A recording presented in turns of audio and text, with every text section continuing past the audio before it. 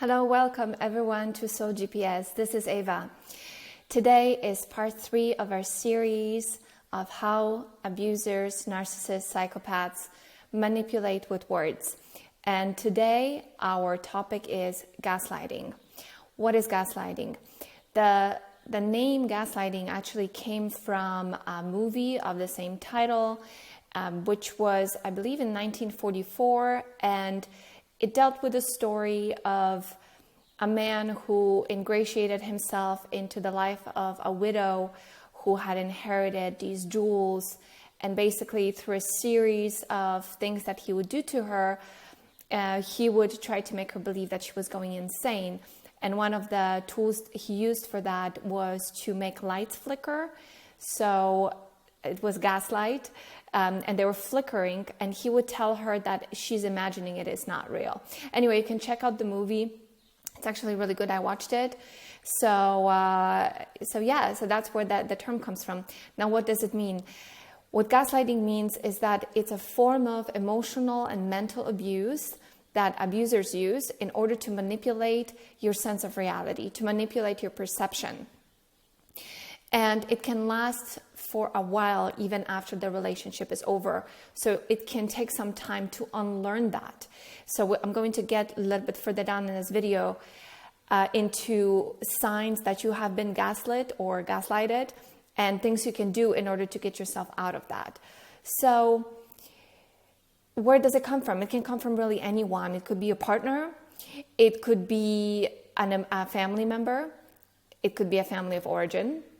It could even be a coworker or a friend or boss. So anyone can do the gaslighting.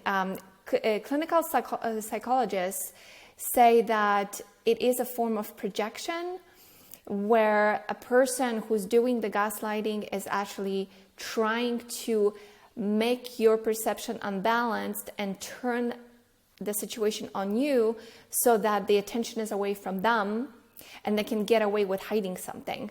And you can add the example, for instance, where projection can be really visible. You can add that, for instance, that somebody's accusing you of cheating, or they catch you doing something that would make any average person believe that they're being cheated on. And the abuser, the cheater, would then say not only that this never happened and you have imagined it, it's not real, but it's probably you are the one who are cheating. So they're going to turn around the situation and blame shift it on you so that you feel bad and leave them alone. So they can kind of get away with whatever it is that they've been doing. So it's very hurtful. It's very hurtful. And so the other thing that the clinical psychologists are saying is that it's a form of abuse that is meant to help the abuser regulate their emotions, because when they're feeling upset, when they're hiding something, when they're dealing with some form of anxiety or fear or what have you, when they deny the reality, they make you upset. So there's a transference of emotion that occurs, which gives them a sense of relief. And so it can be difficult to really untangle this beast, because you would need to put yourself in the mind of a person who's not really sane and not really together.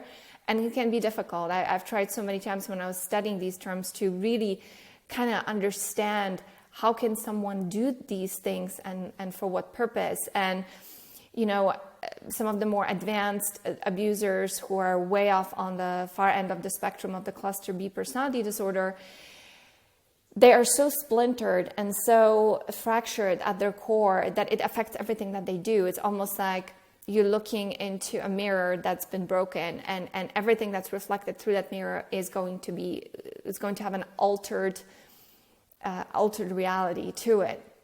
So when you're spending a lot of time in the vicinity of that kind of person, what is going to happen is it's kind of contagious, especially if that person is dominant and you're the person who has a tendency to be more submissive and follow other people and agree with them, a conflict avoidant, that kind of person, codependent and so on.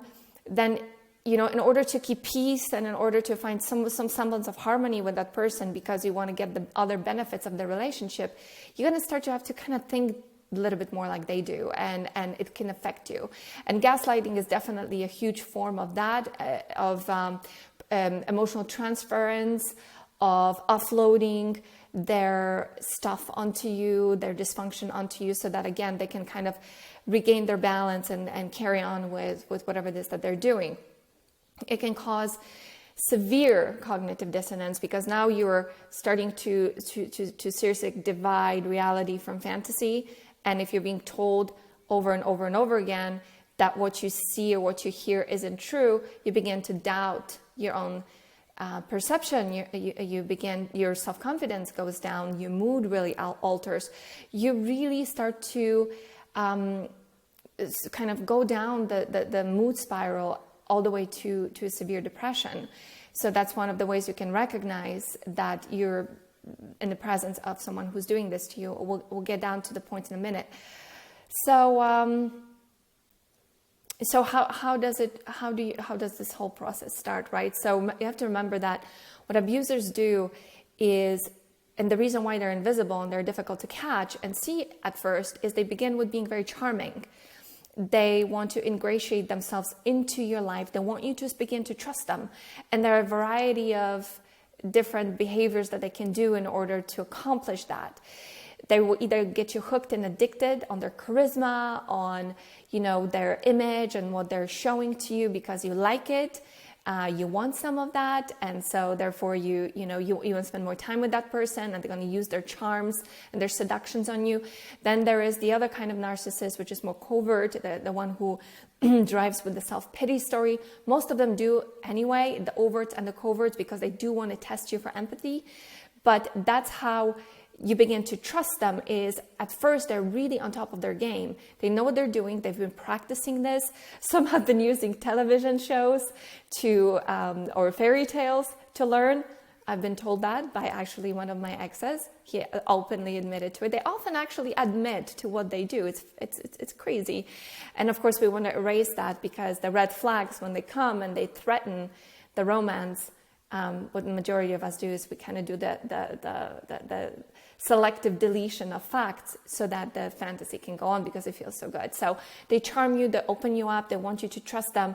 And then once you open the door, open your heart, open your mind, they will start to slowly inject the poison into your mind. And the goal again is to gain control of your perception, which then gives them control and the upper hand in the relationship, which then gives them control of your worldview, so that you do not challenge the status quo. They want to maintain their control. They want to maintain their power. So they will do anything and everything in order to maintain that, including blatantly lying to you, including telling you that, moving objects. They can go as far as moving objects around the house. You say, oh, I left my keys here. My sunglasses, where are they? I don't know, I've never seen them. Then you go downstairs, you look somewhere else, and then they put it right back where you just were. And you come back and it's like, oh my God, they're right here. Like, oh, wow, you didn't see them. Wow, I told you they were here. And you're like, wait, what? So they have to be obviously very subtle about it initially. But one thing for sure is, if you're dealing with a gaslighter, that's my opinion, I do believe that there are some abusers who are more unconscious of what they're doing. They've just kind of been on this robotic way of being. They're kind of sleepwalking through life, and they're being very almost like sloppy about it, and you can tell something's wrong. They're like, oh, they're not fully conscious. But when somebody's doing something like that, it's 100% conscious. It's insidious. It is there's an agenda here, and you're dealing with somebody who's quite dangerous, frankly. So people who are more on the ASPD spectrum, which is antisocial personality disorder, we're talking about sociopaths, psychopaths, people who are very cunning in their mind. There's no soul there. There's very little soul left, if any. There is no conscience at all. What they will do, the reason why they would do this is to basically get something from you, either to get something from, make you just like in the movie, make you feel like you're crazy, like you're losing control over yourself, and therefore they're setting you up to outmaneuver you in one way or another. Whereas people, or to just get a thrill, just to get kicks from it, like, look what I'm doing to this person, right? It's an ego boost, very sick form of ego boost. Or narcissist, they will do it more to make you very reliant on them, dependent on them, and basically put your trust, your life, your decisions in their hands. So it's making you more and more helpless as you get more and more involved. So for me personally, I've been through this so many times. I did not know that was the case for the longest time. In my childhood, so many instances would come up as I started to do my own healing. And the memories come up, because a lot of these memories we forget because it's so traumatic, and they get splintered too. That's what trauma does. It's almost like you taking that mirror and you shatter it, and it just splinters into pieces, and you have to work to integrating all of these back into a cohesive picture. So it's happened a lot. There's actually been a person I grew up with. I'm not going to say who it was. I've already shared so much about my personal life, but there's a person who would do that repetitively. I would say, why did you say this? Well, I never said that. Why did you do this? I never do that. Why would I do that? Are you crazy? And it was to the point where she would try to talk me into the fact that I was really crazy. Like I was really psychologically, there's something really wrong with me. And one way that saved me from really believing her was that I was really good at school. And I was a straight A student, and I had always highest marks. And so I was thinking, like, how would someone who has really good memory, who is acing all her classes, be crazy? That just did not make sense to me. And then I started to ask some of my friends, like, did they think I was crazy? And they like, what? So, and actually I have used some of these instances in a book that I wrote. I wrote actually a novel, and I have it right here. It's a little plug-in here. It's called Moonchild. I'm going to put a link down below on Amazon. But it's a book that I wrote I started actually writing it in 2009. It took me about 4 years to write it. And looking back, this was before my big revelations and my healing. And looking back, this was a story that's written from the point of view of someone who has been dissociating heavily in her life. It describes my teenage years. It describes my time as kind of a goth kid. I was really into that kind of sort of dark, those dark things, atmospheres, music, and so on. Used to play in a goth band, hung out with guys, was doing some really interesting stuff, borderline on magic, and all of that stuff fascinated me because there was so much darkness in me that I needed to come to terms with and explore as a result of being exposed to so much gaslighting, emotional abuse, mental abuse, and witnessing so much of it also around me. So if you're curious, some of these dialogues and things are actually in the book. And looking back now at it, it's almost as if it's the exposition of the inner workings of the mind of someone who has been through so much trauma. So if you're curious, if you like novels, if you're curious about living in Poland in the 90s, check out the book if you'd like. I loved writing it, and I'm happy I wrote it, because now I would have written it very differently, since I understand so many more things. Anyway, it also happened to me at work. I had a couple of bosses who really stand out, where I would meet with them, and I was C-suite support for several years. So I would spend time with the CEOs of companies, VPs, and in meetings, and I would be kind of their right-hand person. That's how I kind of got my feet wet in the corporate world before I moved into marketing. And so many times with these two people in particular, I would come back with a finished task, and I would say, well, I didn't tell you to do this. I told you to do something else. And I'd be like, at first I was like terrified that I did something wrong, but I kept copious notes. I always had stacks of notebooks. And so I would check my notes and be like, it's not there. Maybe I missed it. And one time actually I went as far as recorded a conversation, and I had my proof that that person was actually trying to manipulate me. I couldn't use it because I found out from a friend that it was illegal, to record things. But at least I had the peace of mind for myself that I wasn't crazy. So these are some of my little stories on the side here of having experienced that in my own life. So I want to give you now six ways in which you can tell that you're being gaslighted. Number one is you're beginning to question your own thinking. You're second guessing yourself. You are also questioning what is normal, and you're feeling like the definition of normal is beginning to alter. Something that used to shock you or make you feel like that is bizarre, now is starting to be okay, and you're tolerating it. So your tolerance for bullshit basically goes up. Not a healthy thing. Number 2 is your inner dialogue. If you're able to step back and observe it, is becoming very negative. You're very critical of yourself. You feel like you can't do anything right. You keep screwing up, kind of like, I think Shakespeare wrote that when miseries come, they come as battalions, or some kind of a line like this. So when the world begins to crash on the inside, it begins to also start to crash on the outside. So it has a direct effect. So when you're self-doubting yourself, when you feel like you can't get anything right, then the feedback you're receiving from the world is such. You're dropping things, you're forgetting things, which brings me actually to point number 3, and that is your memory is beginning to be faulty. Again, this is the result of having splintered thoughts, splintered memories due to trauma.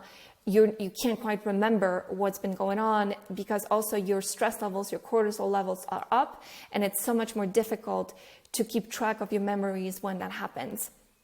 Point number 4 is you are hearing your abuser's words in your head. You're actually literally hearing them talk to you what you should do. You're doing something and it's not your voice, you're hearing their voice. Number 5, your confidence levels go down. You're feeling bad about yourself. You feel like you can't make any decisions.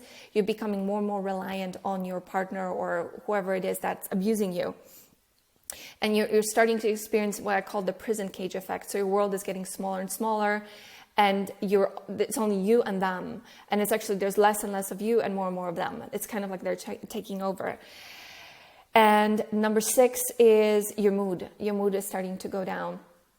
You're beginning to be emotionally dysregulated. It's much more difficult for you to stay calm or in the same sort of level of thinking and feeling. It's very unstable. It's being dysregulated. You're starting to get flashbacks, and eventually it can lead to a sense of hopelessness. There's actually one more thing I just thought of, and that is if you're starting to make excuses for your partner, even though you know all these things are going wrong, but when you're speaking to other people, you are defending them. So you're trying to preserve this relationship because you're afraid of what you're discovering. So what to do? What are the solutions? I would say that once you have reached the level of awareness when you know that something's really, really wrong here, get away. If that person is doing this on a regular basis, you can bet that it's only going to get worse and you're dealing with somebody dangerous who's going to destroy your life and destroy your future. Number 2 is set boundaries. Learn to stand up for yourself. Learn to question what it is that they're telling you. Don't buy into everything they say. Even though it can be very difficult, because if your objects are being moved and you're being constantly questioned, then, relying on yourself can become difficult, especially in the more advanced stages, which brings me to number 3. Find a friend or find someone who you can rely on, who can help you verify reality and give you some fact checking. When you're, for instance, in a social situation, ask them, is this what you saw or is it just me, right? So you can verify that. And number 4 first, seek professional help, especially if you're actually, whether you're in a relationship and you're, trying to get out or you've already gotten out, because gaslighting can have such detrimental effects for years sometimes after it happens. If you're a person who has the tendency to self-doubt yourself, you might want to really go back to the source to see where this comes from, just so that you can finally convince yourself once and for all that it wasn't you, that it's not you who's the problem, that it came from an external source, from somebody else, and that can help really speed up your healing. And it's not enough that somebody else sees that and is convinced that that's the case. You have to be the one who's convinced that that is the case. And number 5 is practice mindfulness. So learn to be really present in the here and now. That will allow you to begin to separate the fantasy from reality, what you think was true or what you want to be true from what really is true. And there's several practices you can do for that. One is journaling and externalization of your thoughts and ideas. So putting things on paper so they're not in your mind, so you can kind of more objectively see things for yourself. Focusing on the here and now. When you're chopping veggies, that's all you're doing. You're breathing deeply and you're checking in with your body. Number 3 would be asking yourself how you're feeling right now and naming the emotion. I actually have a setting in my calendar where I ask myself every so often, every few days, how am I feeling right now? And my task is to name 3 emotions that I'm feeling right this moment. And it's a great practice to learn to tune in with yourself. And the next one, the final one, number 4, would be to learn to shift yourself into the observer space, so you're able to observe both what you're feeling, what you're thinking, and how you're perceiving reality. That comes as a result from having meditative practice, even if it's a couple minutes a day, just to learn to breathe and observe your thinking rather than thinking that you are your thinking, because you're so much more than you're thinking.